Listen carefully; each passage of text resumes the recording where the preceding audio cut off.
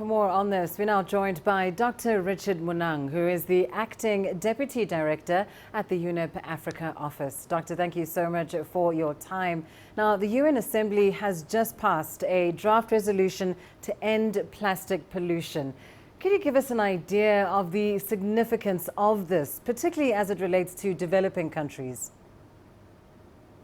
Yeah, thank you very much. And let me start with an African proverb that goes that if you close your eyes to facts, you will learn through accidents.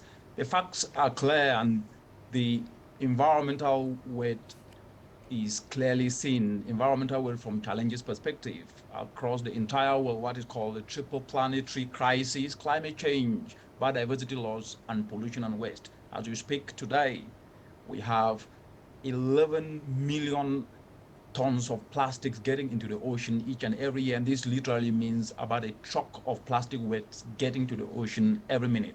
So the UN Environment Assembly 5.2 took a decision today, adopting a resolution that gives birth to the pathway to devising a legally binding agreement and actually paving the way to constituting what is called the Intergovernmental Negotiation Committee, so that the entire world comes together to ensure how plastics are produced, how plastics are redesigned, how plastics are packaged, do not find themselves in oceans, but circulate within the economy in what is called circular economy. A historic occasion, certainly, with the signing of this. But we know that some countries in Africa, including Kenya, Rwanda and Tanzania, had actually banned the manufacturing use of single-use plastics. But this, to some extent, did come at a cost to their economies. So this time round, what kind of support do developing countries actually need to survive without plastic? The reality is that across the entire world, 400 million plastics are actually produced each and every year. And out of these, only 10% of these are recycled. So when you dovetail this within the African continent, Africa actually produces only 6% of these plastics. And with the decisions and laws that have been put in place in countries we've already mentioned, Kenya, Rwanda, and others, it provides an alternative opportunity that can actually help the companies get into recycling and tap a 120 billion US dollar, which is a global figure that has actually been established, that can be actually achieved from an opportunity perspective.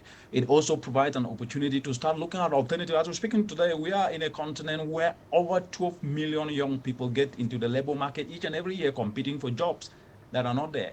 And in about 14 years from today, we will get over 400 million young people getting into the labor market. So what's the point? Plastics can actually be turned into plastic pavement tires, which we are seeing across the continent. So this resolution provides an opportunity that ensures inter-country collaboration, inter-global collaboration, because let's face it, plastic is a transboundary issue. A plastic that is produced in Europe will end up in Africa, and what is produced in Africa will end up in Europe, in the Atlantic Ocean, and other places that will have impact. So this agreement provides an enabling opportunity. And what countries need to do is to start now domesticating this within their national frameworks and creating enabling environment like tax incentives, so that the state and non-state actors and young people can start to create their enterprises to seize opportunities. Indeed.